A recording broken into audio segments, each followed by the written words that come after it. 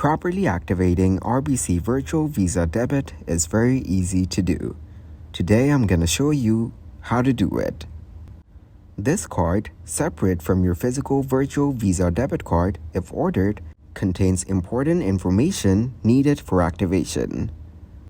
Then find the 16-digit Virtual Visa Debit number and expiry date. These are listed on the front of the reference card.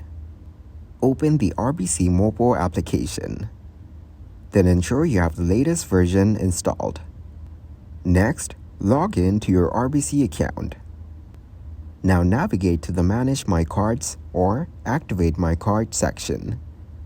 This might differ slightly depending on your app version. Select Activate your Virtual Visa Debit. Here, enter the Virtual Visa Debit number and expiry date from your reference card. Then, you might need to answer security questions or set up your PIN for the Virtual Visa Debit. Once confirmed, your Virtual Visa Debit is activated and ready to use for online purchases or through digital wallets.